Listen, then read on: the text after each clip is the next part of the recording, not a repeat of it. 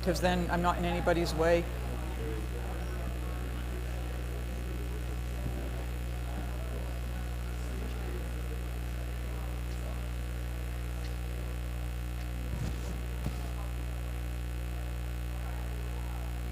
Good morning. Oops.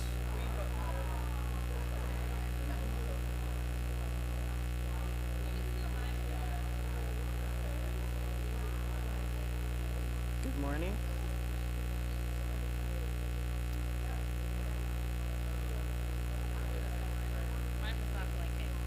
I think so. This one. Oh, here we go. Got it. Good morning, everyone. And good afternoon to some online. It is good to have you here. My name is Emily Towns. I'm the Dean of the Divinity School, and it is my great pleasure to have this day to celebrate the work of Amy-Jill Levine and her time here at Vanderbilt. Although I know you've begun to eat, if you would just bow your head for a moment and I will bless the food. Gracious God, we thank you for this food and for all other blessings, for life together and life in you. And those gathered who could say, amen. We have a full 2 hours. I begin by introducing my newest colleague, Jennifer Quigley, who is Assistant Professor of New Testament at Vanderbilt Divinity School. Her research lies in the intersections of theology and economics in the New Testament and early Christian texts. She has interests in archaeology and material culture, and her research and teaching are influenced by feminist and materialist approaches to the study of religion. Her first book, Divine Accounting, Economics in Early Christianity, asks, how did early Christ followers use financial language to articulate and imagine their relationship to the divine? And how does this language compare to the broader social religious context of the ancient Mediterranean? I'm an emphasis, sometimes hopeless with big words. Jen will be our guide for the bulk of our time together, and I will now turn it over to her.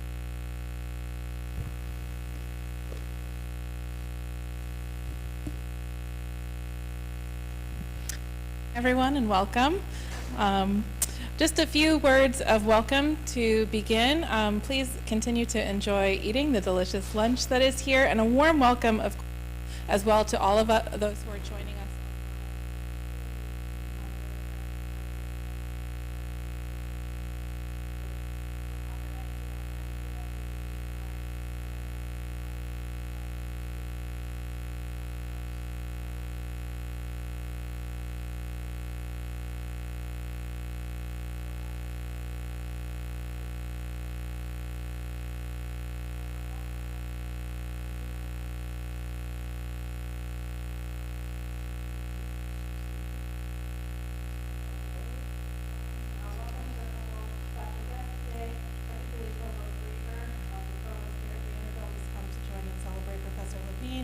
And I also want to welcome Professor Marc Brettler, who's the co-author of this book, and I'll just say a little bit about him.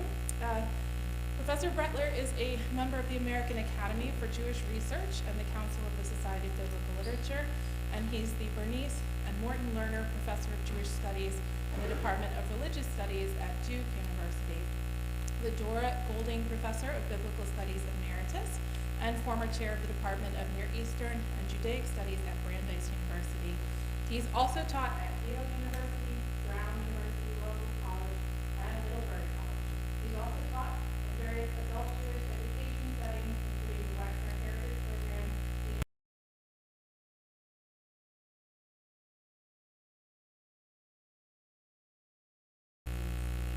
He's also a co-founder of which strives to make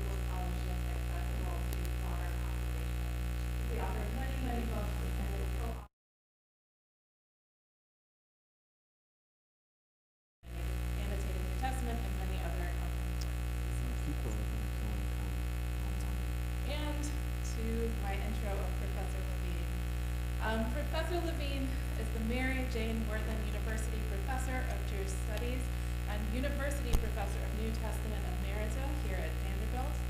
She's the Rabbi Student at Harvard International.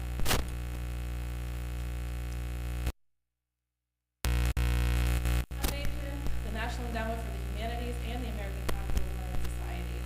In spring 2019, she was the first Jew to teach New Testament at Rome's Pontifical Biblical Institute. In 2021, she was elected to the American Academy of Arts and Sciences. She has held office in the Society of Biblical Literature, the Catholic Biblical Association, and the Association for We had to Jewish do Studies. it. She serves as the Alexander Robertson Fellow at the University of Glasgow and the Catholic Biblical Association Scholar to the Philippines. The She has university given put the over push on. 500 lectures on And the since Bible, I'm already a Christian-Jewish fellow, relations, and religion, gender, and I'm the only sexuality one across that the could. globe. Her books include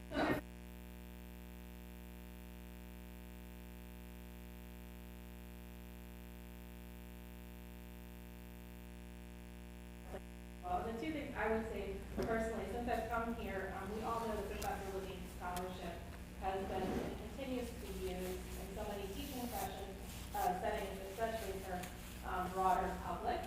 And the two examples I would name is that I had a colleague who teaches at a small liberal arts college put on Twitter the other day and said that the essay bearing false witness common errors made about early Judaism and the Jewish Annotated New Testament is required reading in all intro New Testament classes and should be everywhere. The second example I will give is I got an email from a former student who was just checking in and telling me what was up with him. He's pastoring a small rural church in upstate New York. What's the one thing he said to me in his email? His congregation is using Professor Levine's curriculum and learning so much from it, and it continues to be used in public settings around the world. So that's my introduction, and we will move to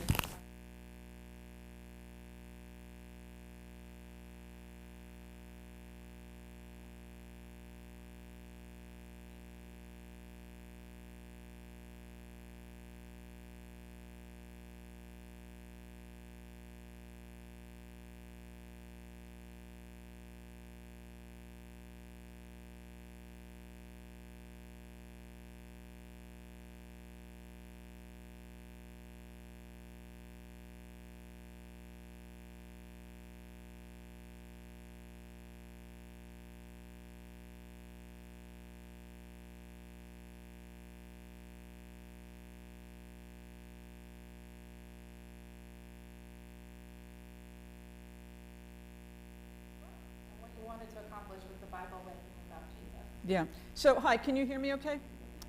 Thank you so very much for coming. We thought a free lunch and a free book was pretty good incentive. I also want to thank Emily Towns, who began the process of setting up this luncheon this day, so thank you very much. When Emily and I first talked about what we were going to do for this, I suggested that all students be given one of my books. I was actually thinking about the Jewish Annotated New Testament, because that winds up being helpful for preaching and teaching. Emily went for Bible with and without Jesus, which actually is more interesting. JANT could be like good, reading on the fly here and there. Bible with and without Jesus actually kind of flows, which is great. And in either case, I get to work with Marc Brettler, so thanks, Marc, for coming. So I don't know how many students are here. Can I just see? Good for you, right? Free book, free food, go for it. You will go well in theological education. Marc and I had already edited the Jewish Annotated New Testament. The first edition came out in 2011, and then the second edition came out in 2017, and now we're working on a third edition because there's a new translation for the NRSV, the NRS Dated Edition, or NRSVU, and the notes are keyed toward the translation, so we have to do this again. I think this will be our last time, Marc, because yeah, because I don't think either one of us has the energy to do this again. When we finished doing the editing, we realized that there was so much more that we wanted to say that we could not say in tiny footnotes. And I had been spending a fair amount of time here, and some of you may know that I've been giving lectures at the Temple, which is one of the two Reformed Jewish congregations here. I'm looking at Julie nodding at me, so good.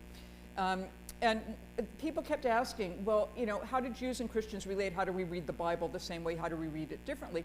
And I had already worked up a number of lectures on how Jews and Christians read Genesis chapter 1. You know, who is that we? Or is there a Holy Spirit at the beginning of creation? How do we read what's sometimes referred to as Isaiah's suffering servant, not a term that Isaiah uses? How do we do the whole virgin birth thing? Because in Judaism, virgin births are even more rare than in Christianity. So we were approached by an editor from HarperCollins, Harper One, saying, do you think the two of you might like to work again? I immediately said yes. I think Marc thought about it. And then we decided we would write this book.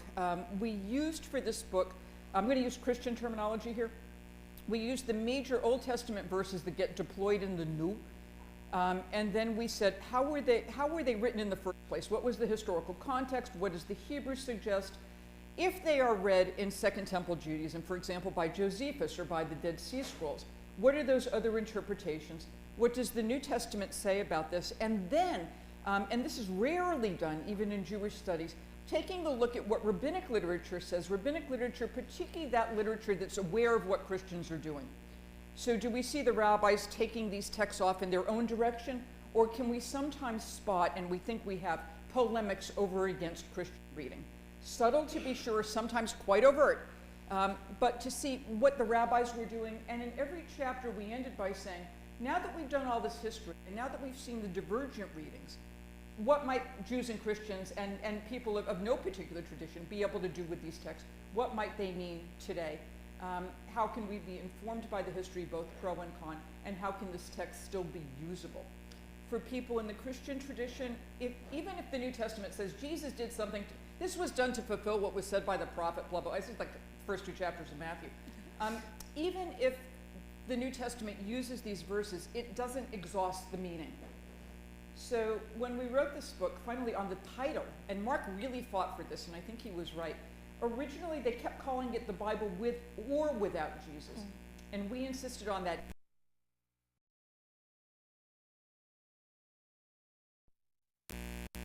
Or Isaiah or the Psalms. And then not finding Jesus, depending upon what lenses one happens to be wearing. So that's how we came to write this book.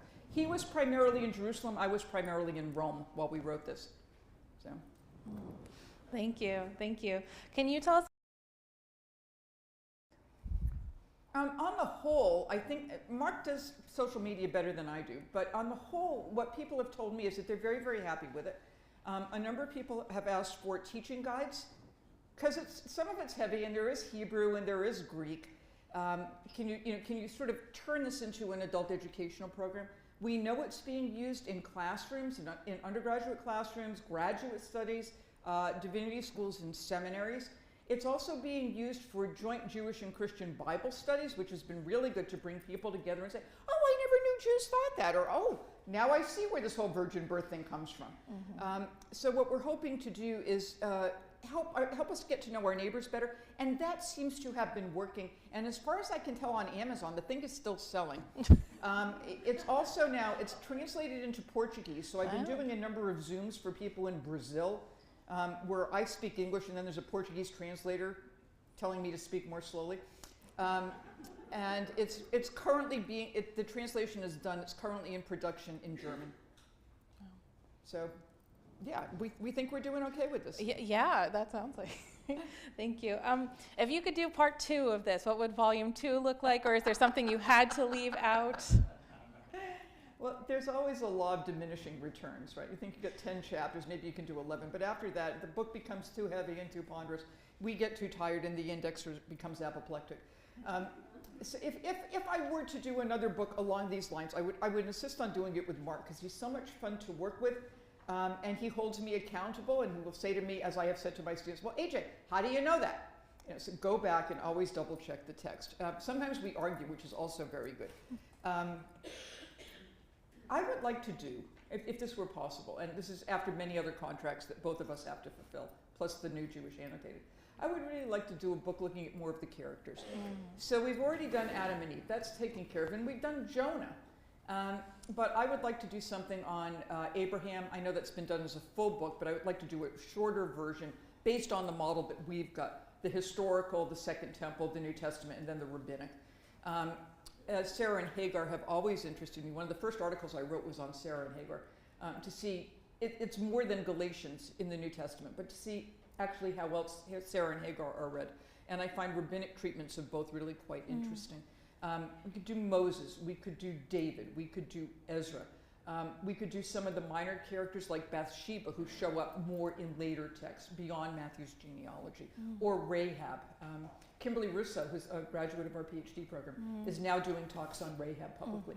So these are some of the characters I think deserve more treatment, and to put them all under one cover, I think would be helpful, because then we can compare uses. Does it matter in terms of book, Pentateuch versus prophets versus scrolls? Does it matter in terms of gender? Does it matter in terms of Hebrews or Israelites as opposed to Egyptians or Canaanites or Babylonians or Persians and so on?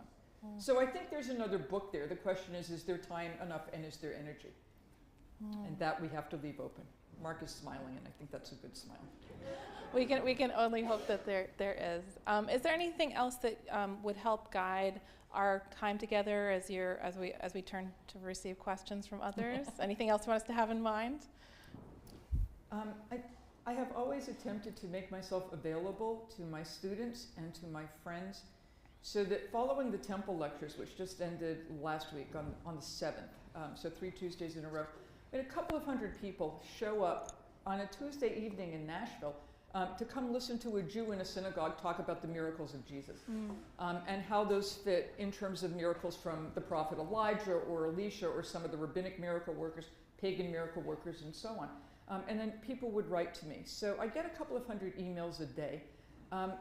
What I would hope is that people, particularly students involved in theological education, would take advantage of faculty concerns, and if they have questions, that they would reach out to you or reach out to Emily or to Herb. I'm just running the faculty here, or to Jimmy, and then, or to York or to Ellen, and say, I want to know more about this. I want to know more about that. And I would hope, and knowing this faculty, they do actually respond, because this faculty at Vanderbilt is very much concerned that students actually have ownership of their material, and that they don't just absorb like sponges, but they question, they react, they produce alternative readings. That's what I hope for, and that's in part what this book has done. So I get emails from people who say things like, oh, I always thought Psalm 22 meant, that's my God, why have you forsaken me? I never knew that had to do with the book of Esther. I always thought it meant something about Jesus. Help me with more sources. Or pastors who write to me and say, well, I read your treatment of Jonah, or I read your treatment of blood sacrifice, a very bloody chapter here.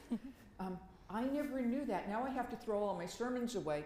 Can you help me formulate new ones? That's always a good letter. Yes. That's right. Yeah. So what I would wish from people here, the ones I know and the ones I've just met, is that you would still consider me to be a friend and not forget me, because I still live in Nashville, except in June when I'm in Connecticut, which is quite lovely. So I would like conversations to continue of whatever sort. Thank you so much. That's great. We have so much time for conversation and question, and to continue this conversation and to learn from Professor Levine here. So happy to take any questions from students, colleagues, faculty, friends, and as well as online ones as well. Yeah, what do you want to talk about? Well, this is Vanderbilt. You are not a shy group.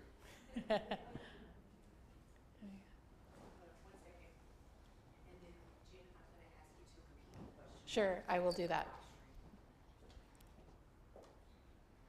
Professor Levine, I have been so enamored of the way in which you are so invitationally, energizing of so many different audiences to come into the process of interpretation with you and to engage in dialogue. You open the book with that phrase, just even thinking about looking at a painting and immediately cracking open many different ways that we could interpret or understand. And chief among those is that you've been so inclusive of an online and larger public audience.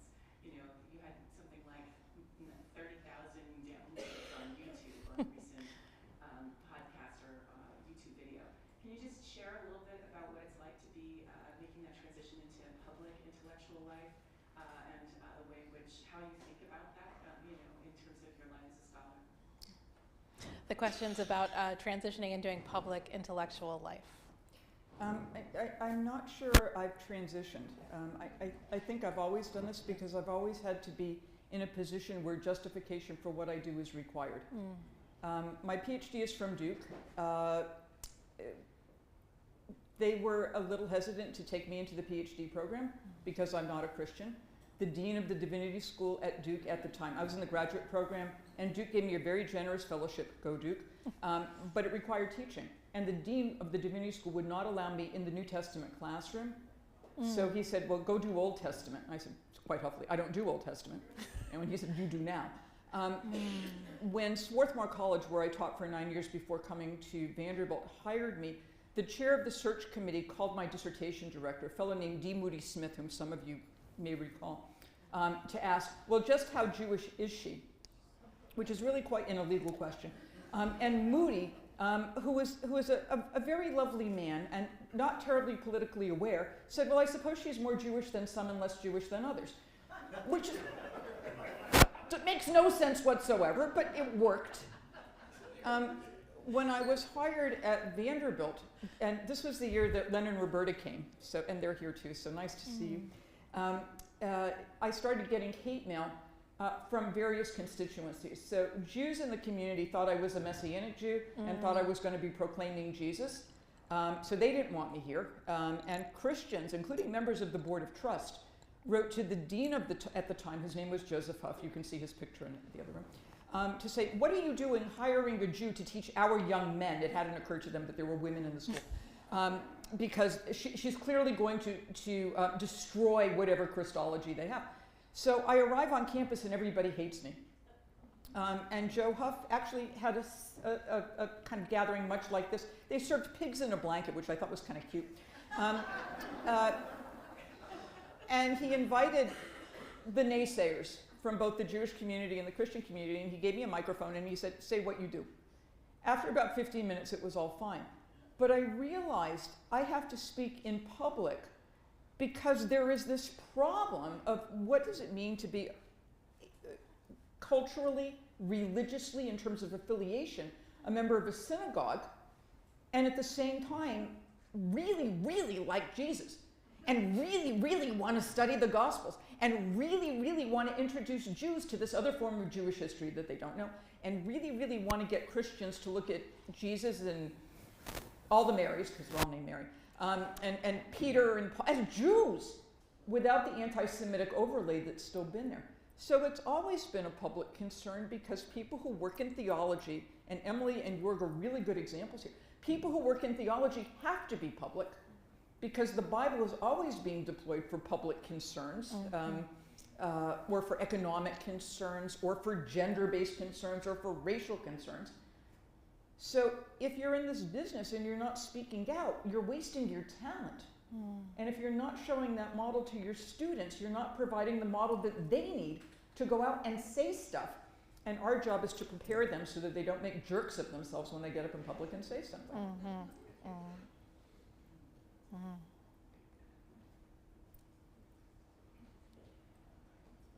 So, hi, Adrian.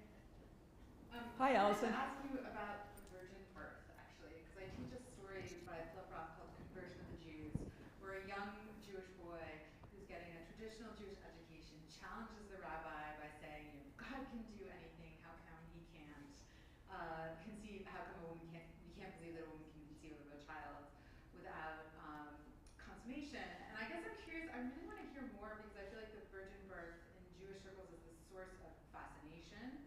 And it's this dividing line between communities. And I'm curious how you approach, to hear if you could talk more about how you approach discussing virgin birth both in Jewish and Christian contexts and where they meet up. I would just love to hear you say more about it. Yeah, go ahead. That's right. The question is about the virgin birth in both Jewish and Christian context interpretations. How that's heard. I'm on the editorial board of the Vatican Women's Magazine, Donna Chiesa Mundo. I have no accent. Joseph is looking at me going, that's a terrible accent. But anyway, so it's the Vatican Women's Magazine. And I write articles every other month, and then they translate it into Italian.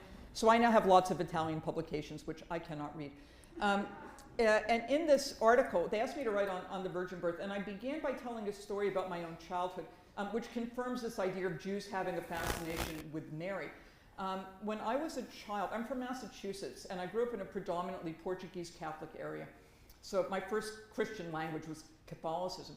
My friends, who were not terribly well educated in their own catechism, told me that when Jesus came back, and they were sure he was going to do this, he would come back and be born to a Jewish virgin. And I was the only one in the neighborhood, so apparently I was in the running. And when I was a child, 7 or 8 years old, I had these panicky moments that an angel would appear to me in my bedroom and say, "Hail, Amy-Jill, you're going to be pregnant." And I'm thinking, I want to finish 3rd grade. So I have always had this fascination with Mary. And it turns out that when you go back and look at Jewish history, there are a number of miraculous conceptions. Mary is not the only one. Philo of Alexandria suggests that Abraham might have had some help in conceiving Isaac because he is in need of help. Thank you. Perfectly phrased. Like that. There are some hints that Samson might have had an angelic conception. I mean, his mother meets this angel who looks just drop-dead gorgeous. And Jews were also part of the broader Hellenistic world. I mean, they had been since Alexander the Great in the 4th century BCE, which had a number of stories of miraculous conceptions of gods and humans, and sometimes goddesses and humans.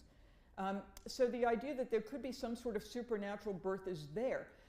There's a Second Temple text that didn't make it into anybody's canon called 2nd Enoch, which describes the birth of the priest king Melchizedek, who shows up in Genesis 14 and Psalm 110, about whom Jews say pretty much nothing. But in the 1st century, he was really huge. And it's not a virginal conception because the mother is married to a priest. But the priest, because he's attending the holy altar, this is at the time of Noah, he can't sleep with his wife. He has to maintain ritual purity, and suddenly she turns up pregnant. Oh, some sort of miraculous conception there. The problem was that the more the church stressed this miraculous conception coming from the Greek translation of Isaiah, the more the synagogue kept saying, no, no, no. And then you wind up with rabbinic polemics over against the virgin birth. So Jews have been wrestling with this story pretty much since Matthew put, pen to papyrus. Is it a Jewish story? Yeah, in the 1st century it was. And for Jews who are followers of Jesus reading the Gospel of Matthew, and reading the Greek of Isaiah, it made perfect sense. Jews who were not followers of Jesus, who were reading the Hebrew, it made no sense at all. I still like Mary. I'm also married with 2 children, just to clear that up.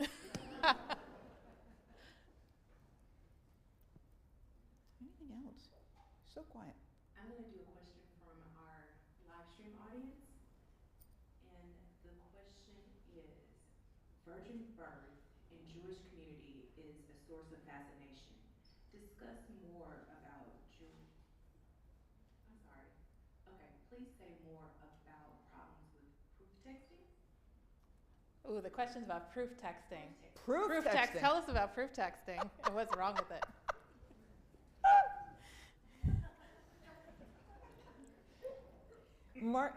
My friend Marc sent me a meme, is that the word? Yesterday of a pastor, and the comment was something like, he says to her, "You must be context because I want to take you out." And it took me a minute to get that. So proof texting is taking a verse out of its original context and making it do the work for you that you want it to do. So Jews, I believe, were the original proof texters. I mean, we have this in rabbinic literature as well. Matthew does it, Paul does it, Jews. If the idea here is that the base text has meaning, it's got a surplus of meaning. And for some Jews in the 1st century, and we can see this in the Dead Sea Scrolls, they're even suggesting that when the prophets wrote, prophets like Nahum or Habakkuk, when they wrote, they didn't even realize the extent of their prophecy. And it took the Dead Sea Scrolls teacher of righteousness, the Moreh HaTzedek, to say, here's what Nahum really meant. Here's the true meaning or the fulfilled meaning of what Habakkuk was saying. And then you take verses out of context, and then you make them speak to you in current situations. Sometimes people do it awkwardly. Sometimes people do it, very often people will do it to make a political point or score a political point. So taking something, I mean, from the work that you do out of something like 2 Thessalonians, if you don't work, you don't eat. Yes. Which has been used to pull benefits from people who Yes. need benefits, as opposed to saying, oh, these are people who think that Jesus is coming back and they're just, sitting up on their roof, I'm metaphoring here, just kind of waiting for Jesus to come back, and therefore you don't have to go to work. It's like saying Jesus is coming back, you don't have to study for your exams. He's not immediately, and you do. So one of the benefits of biblical studies is to say you have yanked this verse out of context. Let's look at how it functions in its original context. And if you are going to take it out of context, at least be honest and say that's what you're doing with it. Yeah, with that example from 2 Thessalonians, there was a 2017 congressional testimony where a Jewish anti-hunger group was trying to argue to help preserve SNAP benefits, supplemental nutrition benefits, and a Christian congressperson quoted 2 Thessalonians back and asked him to respond to that. So I think that's a really good example. Right, and the response was to go to Torah, where it tells people you have to leave the corners of your fields for the poor, the widow, the orphan, and the stranger. You have to provide for people who don't have that type of access. And if you don't take care of the poor, the widow, and the orphan, and the stranger, according to Deuteronomy, very bad things will happen to you. Yes. Yeah. So, and that's, to some extent, that's actually proof texting. And it's proof texting on both sides, because we're not talking about a separate agricultural-based community. Yeah.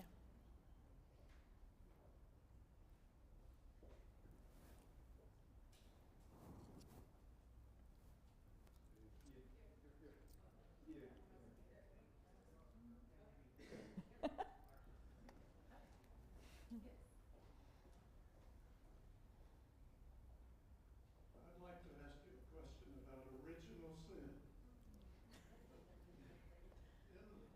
In the book, you quote Kohelet, you quote Psalm 51 and Psalm 140, and also Proverbs, and you talk about how throughout the Bible sin is pervasive.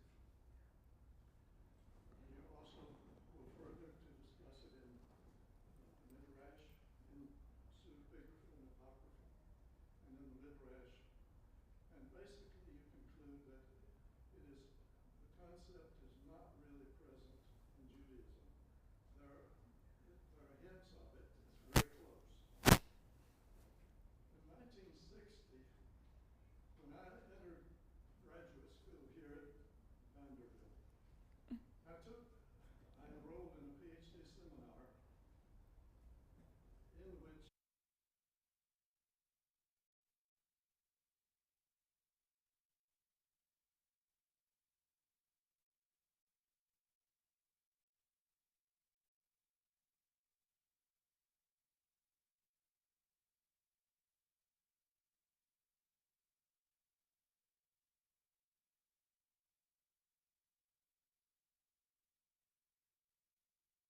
who preceded the Amorim, and they had two arguments for original sin. One of them was based on the story of Adam and Eve, and where the serpent was originally humaniform. He copulated with Eve, and after that, every person born a woman had a taint, and it was only removed by the flood. But we know that was not completely successful, for some people survived. So the next response is in regard to the story of the golden bull, where the people were worshiping idols, and that was removed only by revelation at Mount Sinai. Lou Silverman had written the original article on original sin. Lou Silverman was there at the time, so he would have known this. Anyway, he had denied that it existed. After I wrote the article, he agreed with me. I'd like to know what you think. Okay, that's a lot original, but then. This is Professor James Crenshaw, and I would never, ever disagree with him, ever. So yes, I think you're right. Lou Silverman, by the way, I met him a couple of years before he died. He had moved to Arizona. He talked about being in the divinity school and looking at the paintings, the pictures of all the deans, and he said, as he told me, he kept saying to himself, they're wondering what I, the Jew, am doing in these corridors. So Lou helped open the door for me and for Jay and for Jack Sasson. Yeah, I think you're right. There are other models that you can use as well. There's a sense that original sin enters the world through Genesis 6. And then you can find some of these stories about the sons of God and the daughters of humanity copulating and giving birth to a race of giants. And then you get in First Enoch and so on, the idea that these sons of God are fallen angels, and they teach humanity all sorts of sinful things, like how to make weapons of war, how to use cosmetics, and the art of writing, because the art of writing avoids the personal contact, and then you can't tell facial expression, body language, tone, and that leads to problems. So you've got a variety of rabbinic commentaries that's talking about sin. Original sin, I don't think that's the right word, because original sin I take to be primarily the material that comes from Ambrose and then formulated by Augustine, that when Adam and Eve took a bite of that fruit, whatever it was, mango, banana, who knows, that a change was wrought in Adam's body such that, as Augustine put it, and it sounds better in Latin, his seed became vitiated. So that consequently every human act of conception with copulation passes on that DNA marker of original sin, except in the West where Mary's parents have the miracle of the Immaculate Conception. So if we take original sin as something that's biologically implanted in us, then I'm not really seeing that in Judaism. But the idea that it's part of an earthly thing that gets experienced or gets taught or is somehow pervasive, absolutely, that's there. In terms of reading the Garden of Eden as if original sin, this idea of Eve copulating with the snake comes into the New Testament. So I guess it's in Jude, which everybody reads like the last day of the semester and doesn't care. Right after they've read 1 Peter, which says the same thing. That Cain is the son of the devil or something like that. That comes into white nationalist two-seater theory. So that's still around among people whose views I do not share at all. So you still have hints of that, and I think that material in Jude is actually coming from a Jewish source into what becomes the New Testament. I tend to look at the Garden of Eden less as original sin than as original opportunity. You've now been thrown out, go do something. Like have babies and create civilization and do the best you can. With the sense that when Adam and Eve get tossed out of Eden, God goes with them.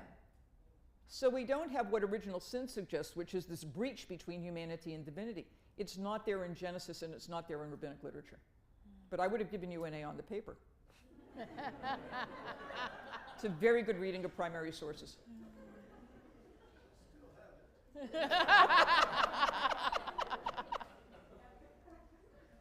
Everybody's doing the math now. If he was here in 1960, it's fabulous, Jim. We will take another online question. This is from Professor John Fuller. If you could introduce one practice into the sermon preparation of every preacher, what would it be? Ooh, the question is, if you could have every preacher introduce a practice into sermon preparation, what would you have them do? Look up the verse in the Jewish Annotated New Testament. Yes. Yes. That's easy. If the person writing the sermon or the homily is wondering, I wonder if this is anti-Jewish, go with your initial wonder. If you think it might be, then don't use it. That's easy, right? I used to bring, when my children were very little, they're now in their 30s, I used to bring them to the New Testament class. They went to the Akiva Day School here in Nashville, which is the Jewish day, and so they had Passover off, and I didn't have daycare. So what am I going to do the week of Passover? Brought them to class. And when Alexander was little, and he was this kind of big eyes and chubby cheeks with his kippah, right, and his tzitzit, because he went to the Orthodox day school, I just put him in front of my students and say, when you preach or teach, picture this kid sitting in the front pew.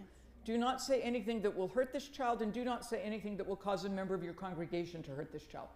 So that's theatrical and manipulative, but it's also effective. And if that doesn't work, picture me in the back pew.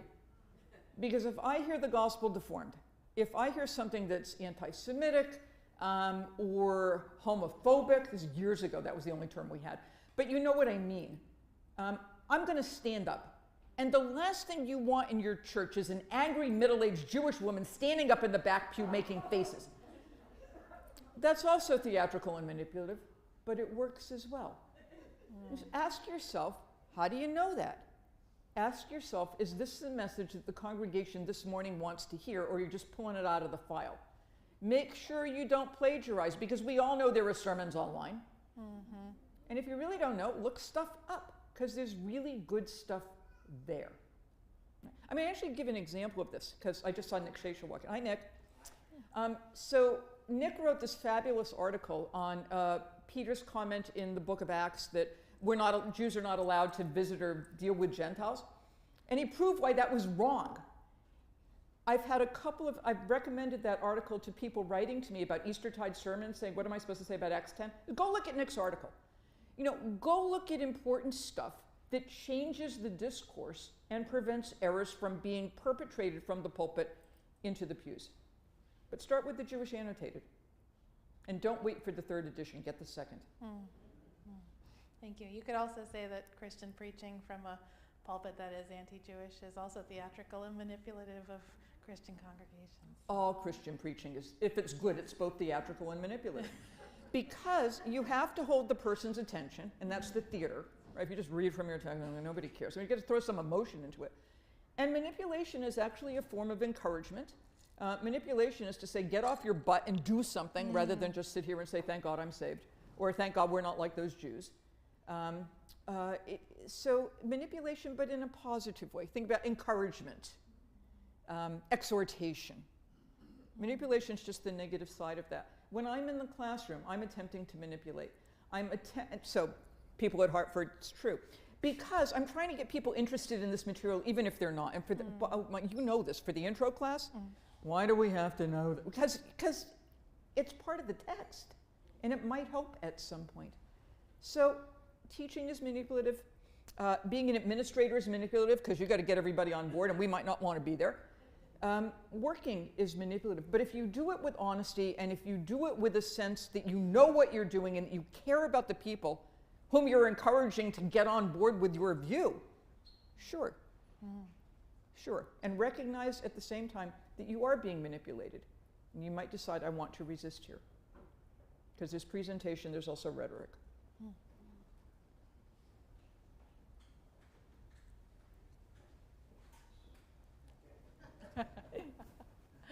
you. Hi, Adrian. Hi. I'm Esteemed Bible. It's been a while.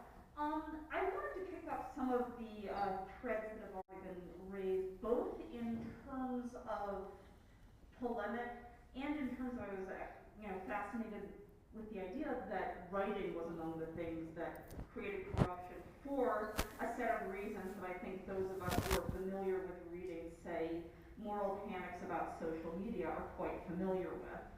And keeping these things in mind, I suppose I wanted to ask your thoughts about the reception of these texts online.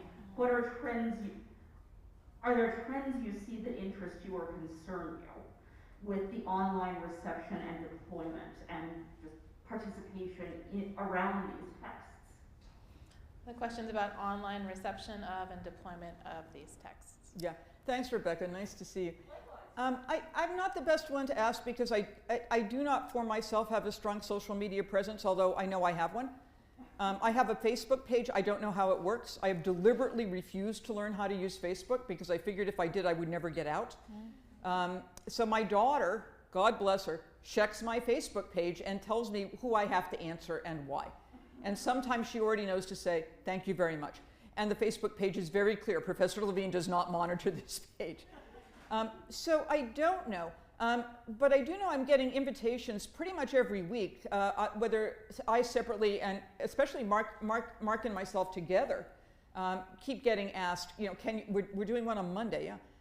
So we've been doing a lot of these social media things. I worry about it because it's much of an echo chamber. I mean, people who like this podcast will like that podcast, will like this podcast, but they don't listen to somebody else. I was also, because of one of the books I did for Abingdon, one of the Bible study books, I was invited to do a podcast for Moody Bible something. And I wrote back to the person who set this up saying, are you sure? Because I kind of know that they're more on the, we don't think Jews are like where it's at, and you got to accept Jesus, and if you don't, there's something dramatically missing in your life. So they thought I was a Messianic, and I said, you need to tell them that I'm not going to be proclaiming Jesus as Lord and Savior. I'm going to be affirming that for people who already believe it.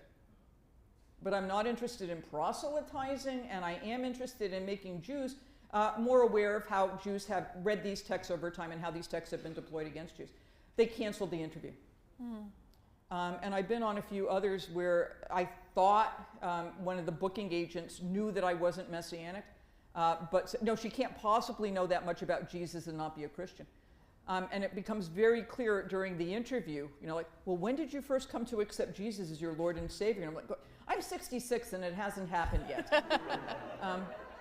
And as far as I know, it's not going to. Now, if it does, that's fine, but it's not there yet. I'm more than contented in my own Jewish identity. So the social media, because it's an echo chamber, creates problems. And then when folks who don't want to hear an opposing opinion cancel a podcast or refuse to engage in respectful conversation, I think that's harming everyone. One other thing.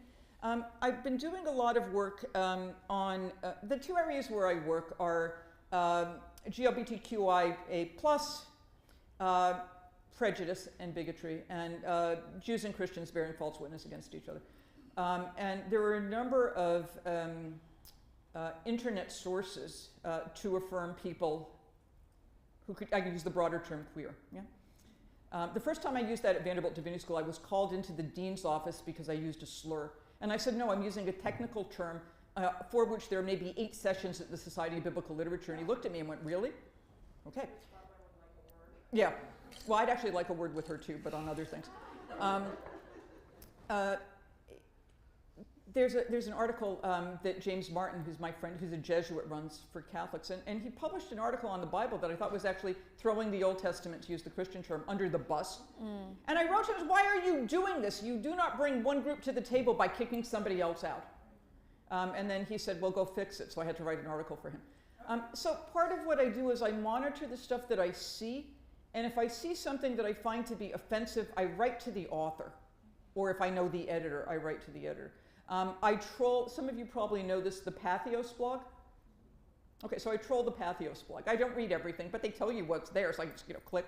And I've frequently written to authors saying, by the way, this article or this comment is erroneous or wrong. And every once in a while, the author writes back and says, you're right, I hadn't thought about that, pulls the article, puts in an apology, and writes a new article. I want more people than me to be doing this because I'm tired. But I think unless we pay attention to what other people are saying, some of that bad stuff is going to continue.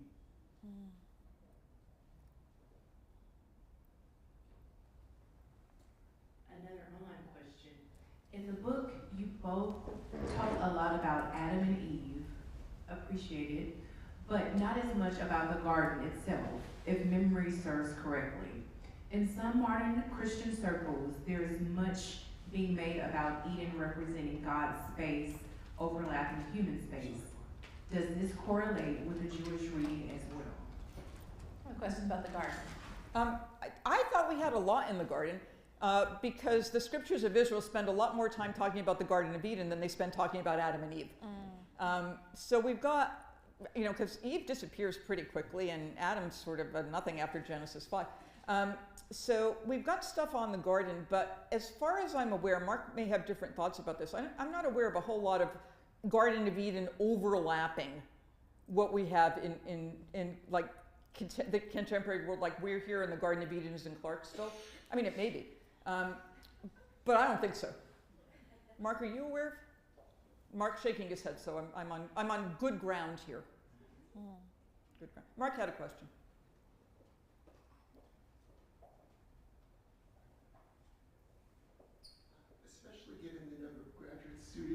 career in younger academics and administrators.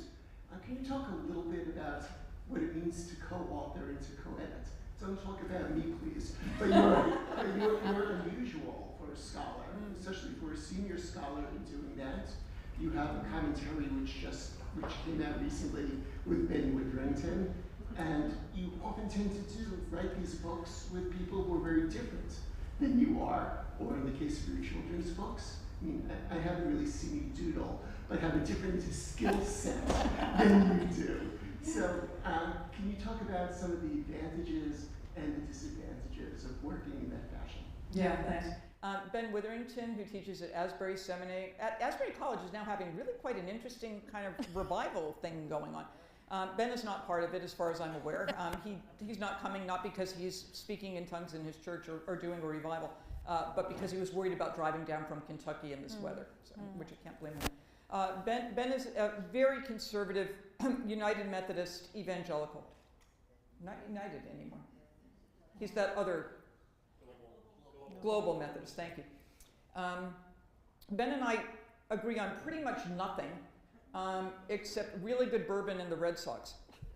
We are also extremely close friends, and we had been for many, many years. In fact, when I encounter rabid anti-Semitism, which I have on occasion, Ben is my go-to person because I need to talk to a Christian who's sane, who will tell me that's not what Christianity is.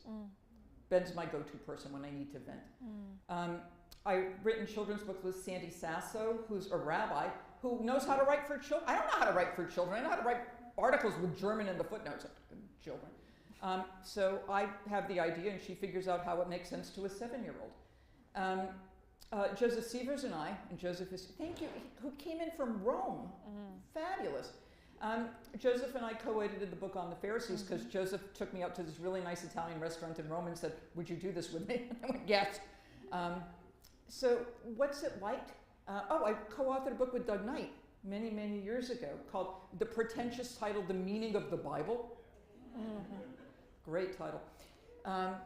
2 books with Marc, an introductory textbook with Warren Carter on the New Testament, and I'm right now working on a full Bible textbook with my colleague Joe Lohr, who will be here later this evening, and Joel Kaminsky from Smith College. So I like writing with other people because I know where I have strengths and I know where I have weaknesses, and I like writing with people who know more about stuff than I do, if that material is going to come into the book. Or writing with someone who knows how to reach a particular audience that I do not know how to reach. I don't know how to reach 3 to 7-year-olds. When Sarah was born, we thought it was a good idea to read to her. I was teaching an undergraduate class, and we thought we might assign Nietzsche's The Antichrist. So I read Nietzsche's The Antichrist to Sarah right after she was born, which may be why she's in retail. And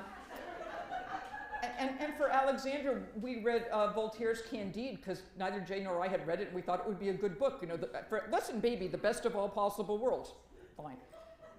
So when I write with Marc, it's wonderful because he knows more about Hebrew than I'm ever going to know. He knows more about synagogue life in an Orthodox setting than I'm ever going to know. And he knows more ancient Near Eastern history than I'm ever going to know. I know the New Testament. So in cases where I think something is just obvious from the New Testament, because I've been living with it for all these, Marc will say, what is that? Oh, I need to explain that. Yeah. Or if I think something's in the scriptures of Israel, and he says, well, actually the Hebrew doesn't quite say that. And that's where we can work together. And then sometimes when we're looking at texts that neither one of us has spent a whole lot of time on, like a Dead Sea Scroll, we can go back and forth and combine our expertise to tease out meanings. So that's why it's helpful to work with some of these other folks. When I worked with Doug Knight, Doug taught Old Testament, which then became Hebrew Bible, or Literature, Religion, and Faith of Ancient Israel, something like that. It was this long, unwieldy title. Doug knew the law stuff, because Doug really likes law. I knew the narrative stuff. So it worked out as a nice combination. In working with Warren Carter, Warren is really interested in Rome. Turn over a rock and it's an imperial force. He knows all the Roman sources. He knows the political situation. I know more the Jewish side. So in working with him, we were able to combine those, and plus he's Methodist and I'm not. So we were able to combine these various expertise and also various perspectives. One of the benefits of working with Christian authors is that I can hear in their language something that to me as a Jew sounds off. It's not meant to sound anti-Jewish, it's not meant to sound demeaning, but it sounds that way anyway because we're in our own bubbles, to go back to Rebecca's question. And sometimes we can't hear what our language sounds like. So that's a really good occasion where I can say, can we use this word rather than that word? And in turn, I might use a term. I'm inclined to throw in occasional Yiddish inflection. And then my Christian co-author would say, I don't think that, people in Clarksville understand what schlep means or being a yenta. I think, maybe not. So we keep each other honest in terms of tone, style, academic integrity, and the sense of going back and forth as scholars should when you're trying to hammer out what you think a text is saying. Doing it by yourself, kind of like William James up there in your own study, that to me that's where you start, but that's certainly not where you end. You end in some sort of ongoing conversation with people who know more about stuff than you do, or people who come at stuff from a different angle. And that's what co-authoring does. That's so remarkable, especially because academia puts so much pressure and pushes so much toward the solo authorship, et cetera. So well, I did that too. That's yes, how I no, got I, tenure. yeah. But I will say something else about that, though. So when I wrote some of the earlier books, like The Misunderstood Jew or Short Stories by Jesus, I sent out chapters to friends. And that's still part of that dialogue. And they send chapters to me. I'm part of this kind of more broad reading group. So if I'm writing on a subject where I know, again, somebody else knows a little bit more, I'll say, would you mind taking a look at this? Would you mind taking a look at that? So even my solo authored works are done in collaboration. And when I was teaching here at Vanderbilt, I would frequently give articles that I was at the time working on, saying, well, what do you think about this? What do you think about that? One of those articles, I wound up working with a graduate student named Ricky Chanel, I don't know if he's here, who teaches now at the medical, he's in the medical, he did his his PhD while he was doing his MDiv. He's one of those. And Ricky said, well, but what about this and what about that? And we wound up co-authoring that article. So you bring other voices in, and it's a good way for students to get their names in something. Or you invite a student, if you're getting translated into another language and you have a student who's fluent, hey, can you write the introduction to the Korean volume of something or other? That's always nice. Thank you. I'm Sanung, one of her students, and still learning from her books and works. And you briefly touched on this, and you taught me greatly about identity politics. And these days, I think it's getting worse. So we do not want to hear what the other person has to say, but we immediately ask about who they did, right? What political spectrum they fall into, or where they stand on certain issues, and we cancel it. We don't hear it.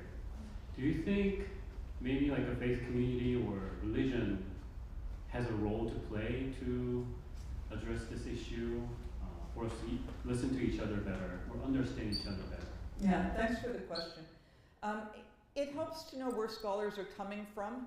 And what I find particularly in biblical studies, I don't know if you've encountered this as well, is that increasingly scholars will identify by race, by ethnicity, on the ability-disability spectrum. The one thing they don't tell me is whether they believe in God, which is going to make a difference. Or whether they believe Jesus is Lord and Savior, which is going to make a difference. So somehow religious identity, unless you're running for politics, because then you have to be who you are and proclaim it in a church, drops out. And that just strikes me as very weird. And then what happens in the article is you get very little of that identity. You get standard historical critical work anyway.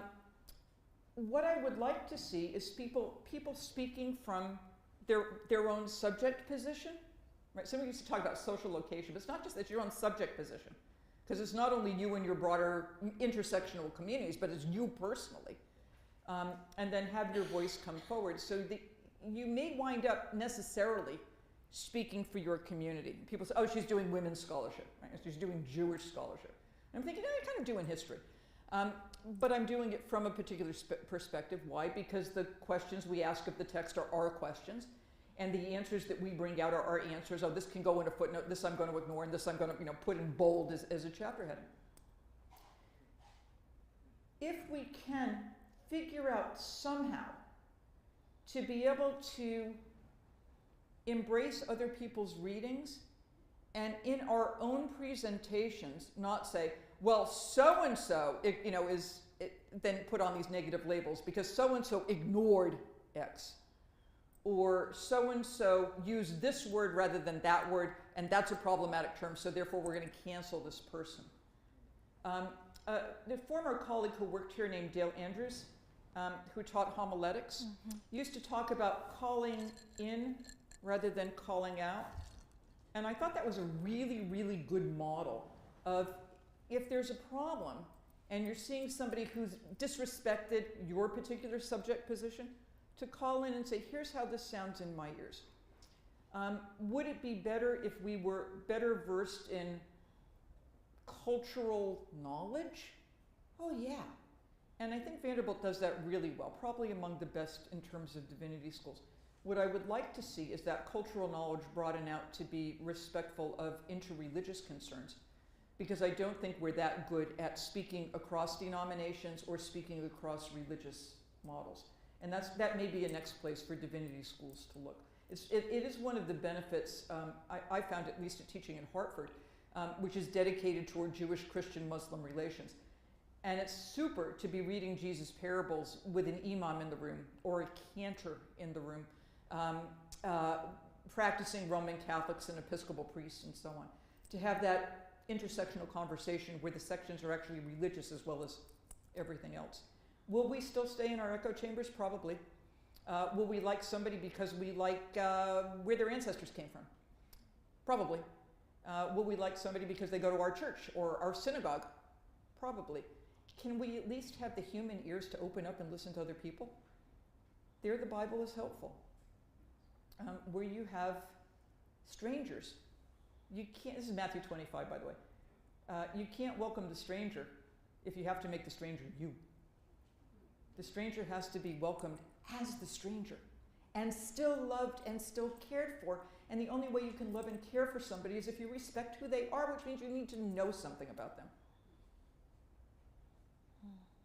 So I'm not optimistic. I'm optimistic about Vanderbilt students. I'm not optimistic about the world. So students, go change the world. Another online question. Is there a particular accomplishment among your reading in New Testament scholarship and Jewish-Christian relations about which you are proudest? Oh, that's hard. That's really hard. I do not believe in, saying, well, I did everything with the help of everybody else, and I couldn't be here without. But it's true. I couldn't accomplish what I've been able to accomplish if I did not have the most supportive spouse in the world. And I know there are other married couples here, but too bad. Who took the bulk of the child care when I was trying to get tenure at Swarthmore, when there was no maternity leave and there was no daycare and somebody had to watch out for the kids. And Jay did all that. I couldn't do it without supportive colleagues where I could, just walk down the door. So my friend Scott Gilbert's here. Scott and I taught in the same building at Swarthmore College back in the 80s. Yeah, because the biology department was in the same building as the religion department, and he got me. Scott, does this make sense? Scott, does this make sense? Right? I couldn't do it without my students who push back. So Tyler's here, and Tyler working in seminars would say, but AJ, Codex Sinaiticus says this. Damn, and he's right. You can't do it on your own. So the accomplishment I think that's best is, and this goes back to Sion Woon's comment, I learned how to listen to other people.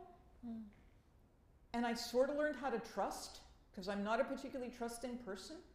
I learned how to get out of my own head and listen to other people. Marc has been great on that. So the accomplishment, I think, is learning how to work with other people, at the same time holding my own ground when I think I'm right, and standing up for what I think is right if administrators sought to shoot me down, which of course never happens at Vanderbilt. So it's not an individual book or lecture or an honor. It's a lifetime of learning from other people. And I know that sounds kind of goofy and sainty, but it's true. You can't get there on your own. Learning how to listen is damn hard.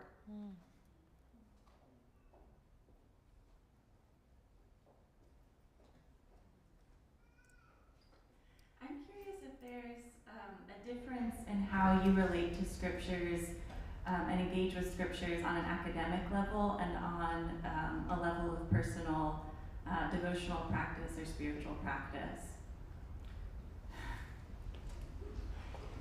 Do you need to repeat that one? Yeah, if there's a difference in how you engage with scriptures on a personal devotional and or a academic practice. Yeah, so today there are people who define themselves as spiritual but not religious. I'm religious but not spiritual. I don't have a whole spiritual sense. I don't talk to God on a regular basis. I talk to Marc on a regular basis. I talk to Joseph on a regular basis. I talk to Jay and the kids on a regular basis. I talk to the dog. God on occasion, usually when I'm angry. In which case the lament psalms are really, really helpful. So I don't have a real strong spiritual sense. I don't feel an all-embracing, encompassing divine power, shedding love. I don't even have all that much wonder with nature. I'd rather be in a hotel. I don't hike. I don't garden. I might break a nail. But I like ritual. I like ritual.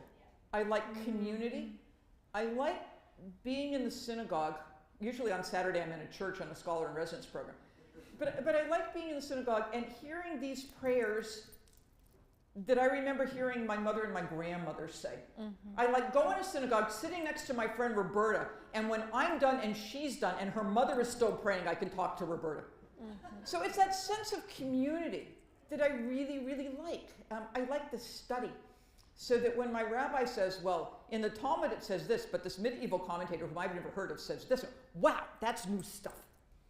And that's where I find the engagement and the life. It's more of an intellectual thing and a communal ritual thing than it is a personal, spiritual, open the book and hear the voice of God. What I can do is I can channel. So that when I'm reading, and this is what I do for the Abingdon books, so that if I'm looking at Jesus' miracles or the people at the cross on Good Friday, I can think to myself, what kind of good news can I pull from this? Right? Here's a person being tortured to death by the state. What kind of good news can I pull from this? What have I read, because I've read a lot, that I think is pretty awful?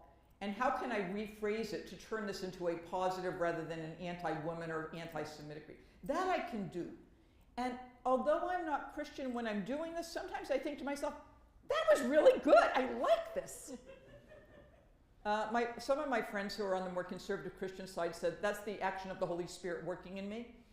I'm thinking, no, that's just because I'm a really good scholar. But the two are not mutually exclusive.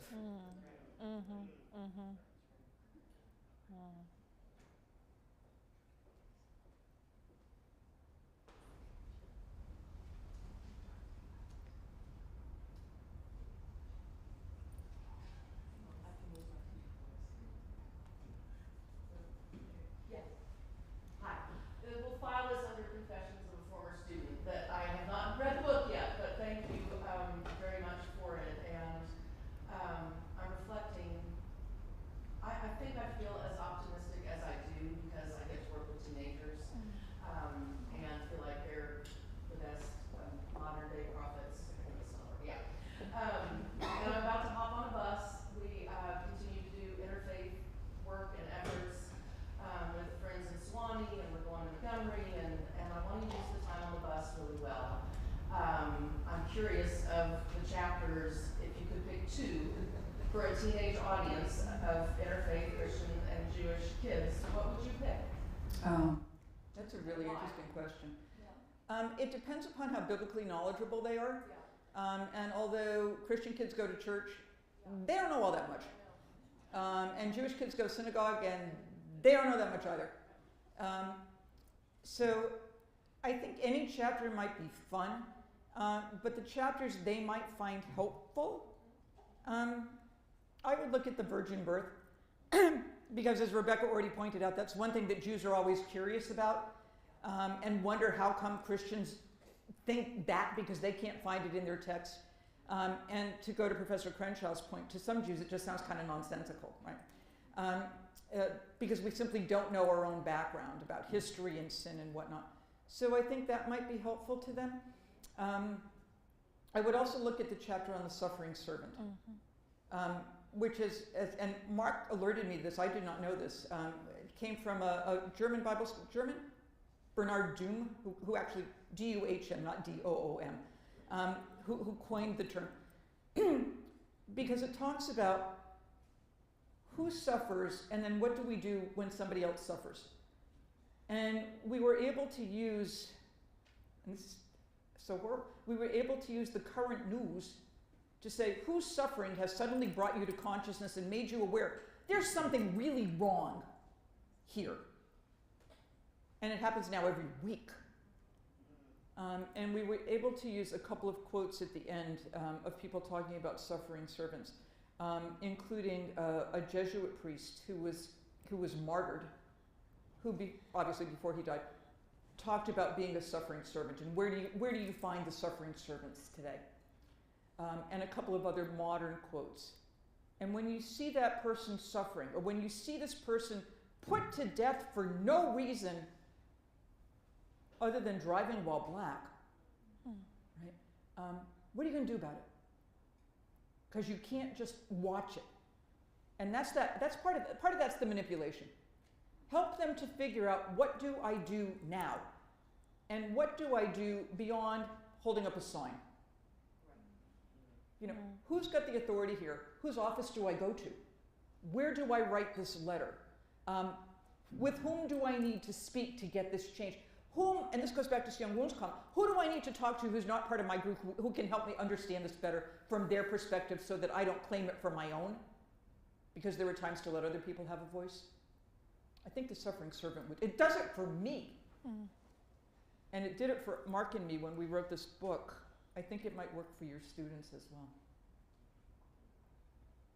Wish we had a chapter on sex. They would have liked that too, but we don't.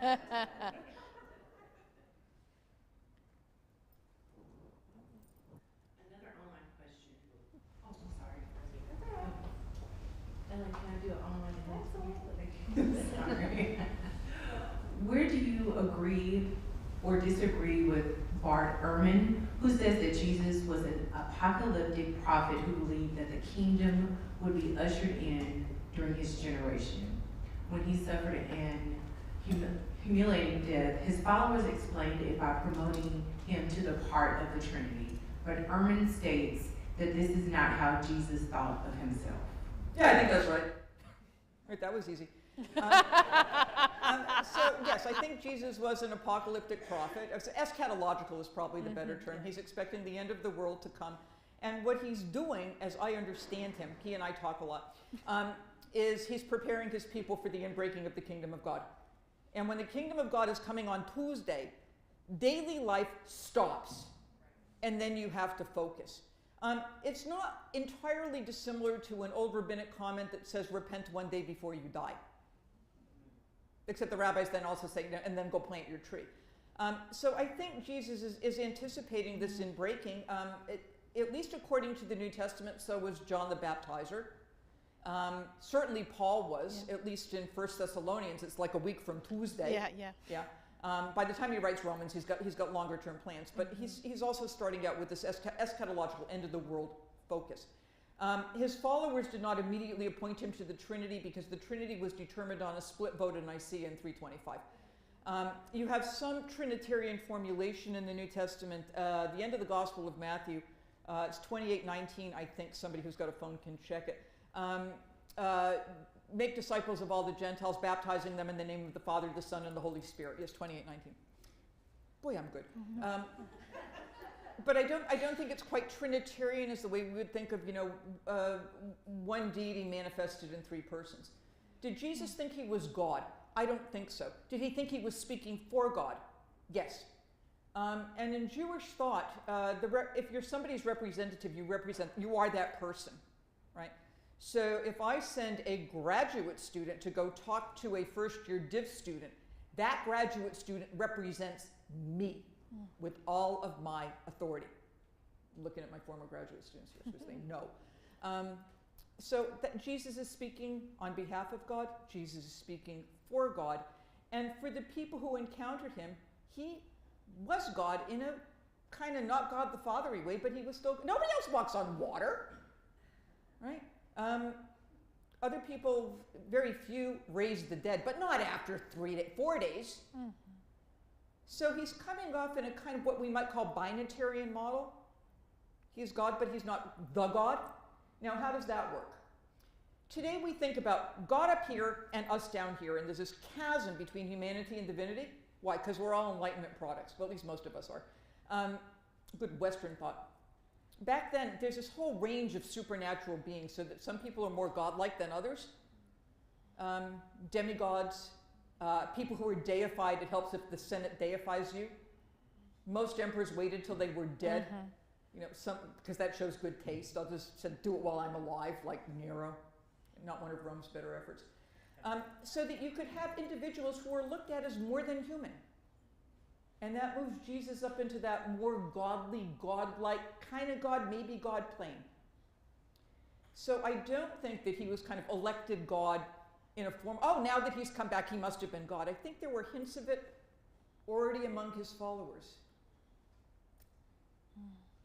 And they debated it. That's why Jesus, who do people think say that I am? Well, I don't know.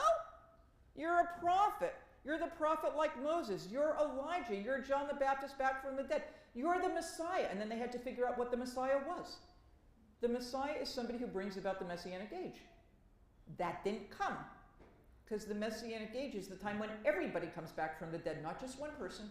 And there's a final judgment and this peace on earth. And then the church had to figure out what to do in the interim, and then you start seeing Christology developing. But it's already developed during Jesus' own lifetime, I think. He agrees with me. It's so hard to break out of that binary of human divine, but that's our problem. It's not their problem. Yeah, it's our problem. Yeah. Right, we don't think like first century people. Hi, Ellen. Hi, AJ. So my question is, I have an obsession, I have to admit. Can you hear me? Oh, it's my fault. I pushed the button accidentally. Can you all hear? No? It's okay. It's still working. Okay, I will use my teacher voice. You won't hear me. I have an obsession, I have to admit, with with the creation stories in Genesis. And so, that was the first place I went when I went to look at the book. And I would like to hear you reflect a bit on what you think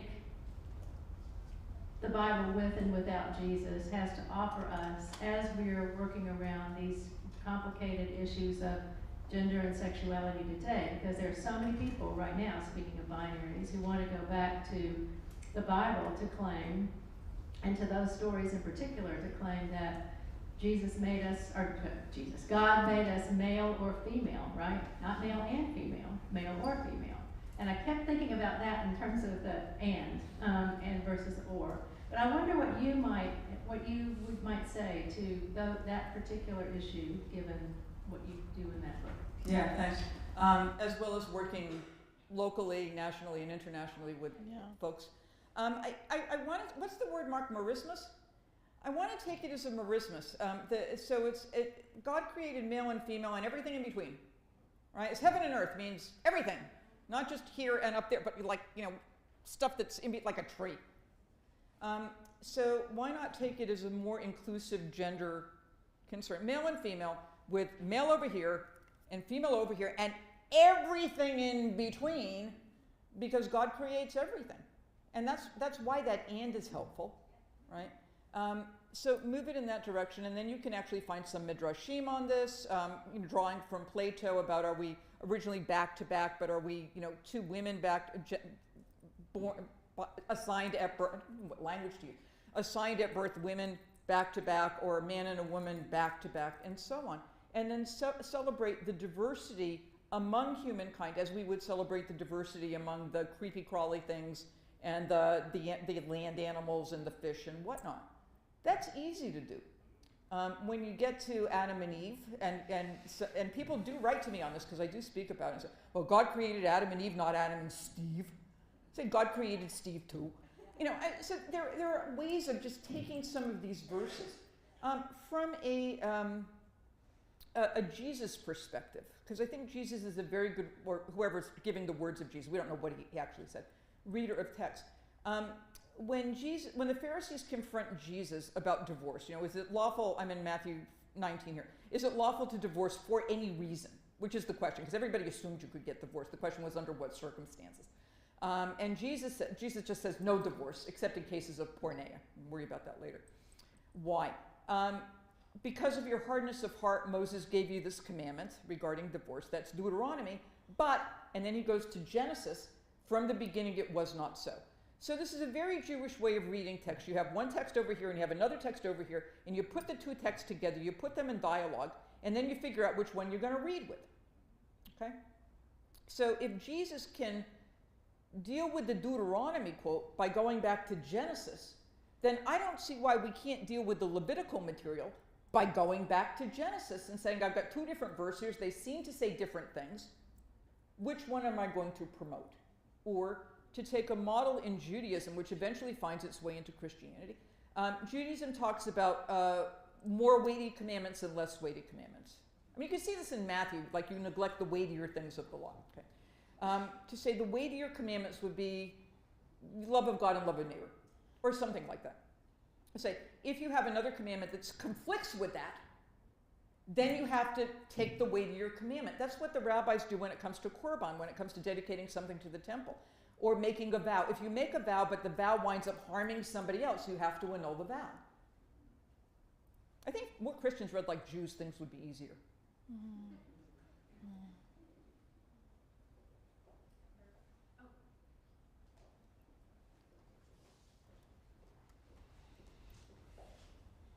Hi, Herb. How are you doing, AJ? Good to see you. AJ, you spent so much of your work attending to misunderstandings between Christian communities and Jewish communities, particularly when those misunderstandings have done harm.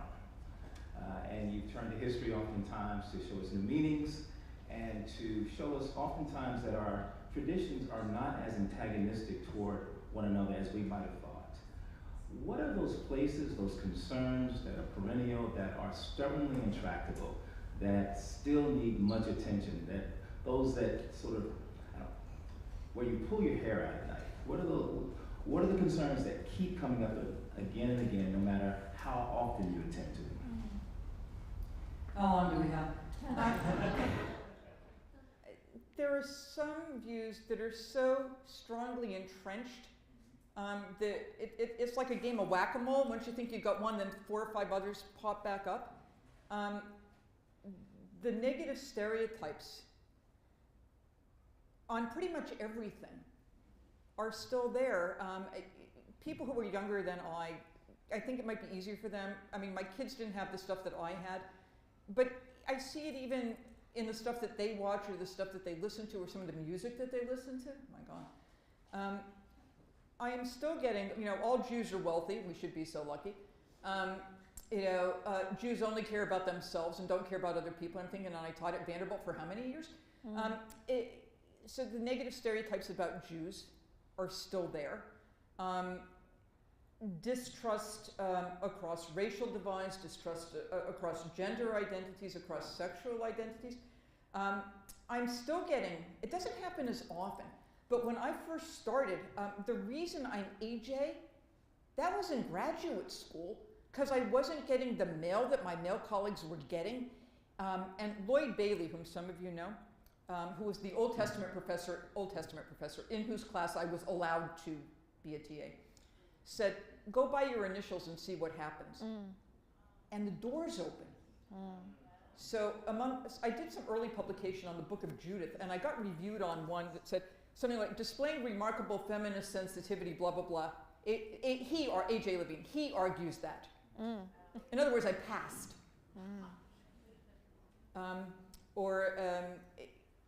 That's still there. So I get the, AJ, we need you to give an article here, and I'm thinking, okay, I've looked at the other people in the book. Do you need a woman, do you need a Jew, or do you need both? Tokenism's still there. How do we make sure that we can put our bigotry aside? And we can't, but at least to acknowledge it And then say, how do we make whatever we're doing stronger by bringing in voices and not at the same time giving the impression that we're trying to fit slots. And that means that anybody who is in a minoritized group who's working, it's, to use the sexist image, it's the old Ginger Rogers, you have to do it backwards in heels. Because you still have to prove yourself. She's a woman, what does she know? She was hired because of her gender. And in fact, I was. Because when Vanderbilt hired me, the only finalists were women, and they were dedicated to putting a woman in this New Testament position because Mary Ann Tolbert had left.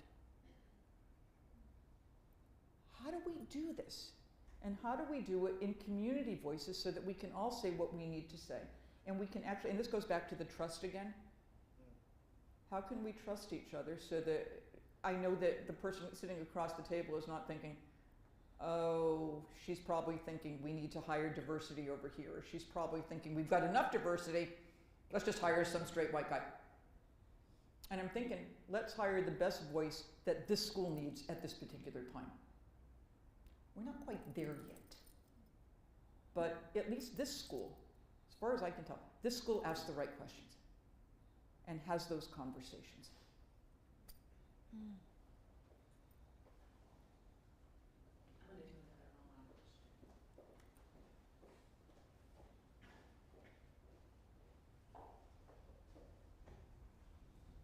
Your work has been crucial to biblical literacy, which seems to be increasingly essential to counter Christian supremacists who use the Bible to promote an unjust agenda. What are your thoughts? The Christian supremacy model typically doesn't quote the Bible all that much. They quote slogans. Yes. Yes. But they're not actually going back to the text. And you know that biblical literacy is really bad when people still think that the biblical quote from Ezekiel in Pulp Fiction is actually a biblical quote, when it's not. So does it help to be aware of what's in the text, to know the historical context, to be able to do the Greek and the Hebrew? Well, for most of the people who are citing the text, the Greek and the Hebrew is irrelevant because they're using the King James or the NIV and they're happy with that. I don't want the Bible to be hijacked.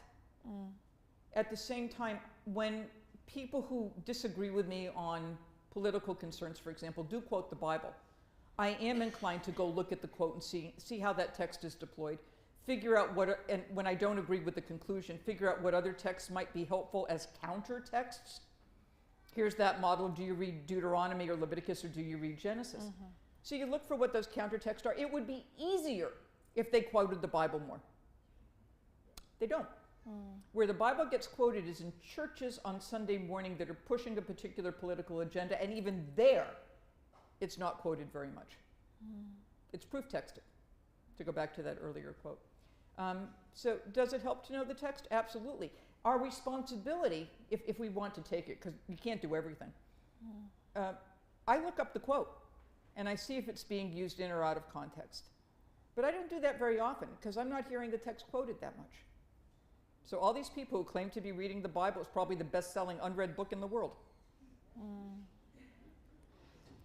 Speaking of slogans, that reminds me of Romans 13 and its flexibility by politicians. If you like who's in charge, you want people to be subject to the governing authorities. And if you don't like who's in charge, you don't want them to be subject to the governing authorities. Right, so Romans 13, pay taxes to whom taxes are due, or tribute to whom tributes due.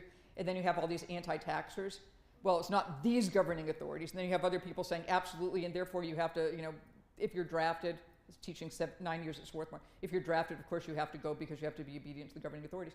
My friend Marc who contributed the article on Romans in the Jewish Annotated New Testament, makes the argument that in Romans 13, the governing authorities to whom taxes are due are synagogue officials and paying the temple tax. Wouldn't that be cool? Yeah. Right? Pay attention to the synagogue. Yeah. I end my intro class using that text because Jeff Sessions cited it in a speech to police officers in Fort Wayne, Indiana, to argue for separating parents from their kids at the U.S.-Mexico border when he was Attorney General. And that's what I want students to be able to respond to. And I think that's a great example of this proof texting and doing harm with stuff. Yeah. Being obedient, but remember, being obedient to the governing authorities might get you killed. Yeah. And Jesus knew that, and the prophets of Israel knew that. Take up your cross is not pick up the dry cleaning. So it really, there is some risk here. And then you also have to figure out what your risk factor is. It's easier for a tenured professor to say something than from an untenured professor to say something. It's easier for a senior pastor to say something than for the young associate. It's easier to say something if people already know you and love you than if it's your first sermon out of the box. It's easier to say something if you have other people from other communities. That's that whole intersectional thing. From other communities who will support you. Right? So, yeah, you can do this, but you can also rely on help from other people. Yeah. Right? There are certain places where my voice will not carry, but somebody else's will. And then you figure out who's the best person to make this point, or with whom should this point be shared, so you can do a co-authored article, and that works as well. Thank you for your time, Dr. Levine, so far. I'm living vicariously in this moment because you left Vanderbilt as I was coming in. So it wasn't your fault. And you know what? I spent this whole time worrying, and I thank you. It's been touched on a couple of times throughout our conversation today, but a lot of the work that you do centers in what my religious tradition would say, standing in the gap, building the breach, having meaningful conversations that have been generated as your work with your work as an impetus for those conversations. My question is, as a person that aims to be a scholar in my best days, how and what advice would you give to up-and-coming scholars to make sure that in all of our gaining, we are still doing the work of building the breach and tending to conversations that need to be had, and how our work can be used to generate those conversations? Yeah, thank you for the question. Certain people who are here and certain people in the academy don't want to be there. They just want to be in the library and translate a new text, or come up with a new reading, or find some ancient Near Eastern parallel, magical incantation text that fit the book of Revelation. That was an article I read yesterday. And they really care about other people. They just love academics. And I would not want to shut them down, because I also think there's a place for people who just really, really love what they do, and they're really, really good at it. But for those who want to be in the public as well, do your best to listen to other people. Take time for yourself, because otherwise you are going to burn out. And this is where I give my family a whole lot of credit, and my friends, some are in the room who will on occasion, like my friend Lib, say, AJ, we're going to lunch today. You know, you're going to put the book down, you're going to put the computer down, or you're going to come over and drink tea. I don't even like tea that much, but I like the idea of getting out and just resting. So you need a really strong support network. Be sure you know what you're doing before you go in and do it. And if you can stomach it, and this was advice that was given to me, and it's right. If you can stomach it, if you think something's really, really wrong, go find out what the people who are doing that wrong thing are thinking. And that's one way of kind of loving your neighbor, in a sense. My parents taught me. My parents were also religious but not spiritual, until after my father died, when my mother got spirituality. You know. My mother taught me that everybody is in the image and likeness of God, in whom I wasn't sure she believed, but it was a good idea. So that when you look at your enemy, you have to be able to see the image of God in that enemy and not demonize that person, because otherwise you can't do the work of justice. My mother taught me that. And boy, did I didn't want to see the image of God in lots and lots of people. I had an aunt, let me tell you, hated the woman. But that got me through. So when I really disagree with somebody, what's going on in that person's head? Why are they saying this? What do they intend by this? Can I get an audience with that person? And then to use the Dale Andrews model of calling in rather than calling out. So when I see something wrong, I take a model. This is from the Gospel of Matthew 18. Matthew says, You got a problem with somebody in the church? Go talk to that person. If that doesn't work, bring 2 or 3 others, have a chat. If that doesn't work, you can bring the church committee, and if that doesn't work, let him be to you like a Gentile and a tax collector, who are precisely the people that Matthew wants evangelized. Mm-hmm. You disfellowship, but you don't let them go. You just try to bring them back in. But disfellowship enough so that they're not going to hurt you and not going to hurt your community. So if there's a problem, you go speak to that person directly. Then you bring a committee.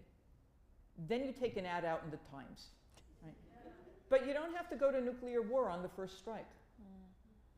It'll keep you from burning out. You will actually have done something. And on occasion, you can actually get through. You got a title, it helps.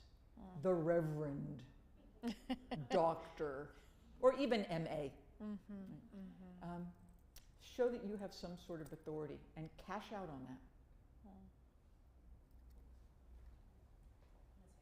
Yeah.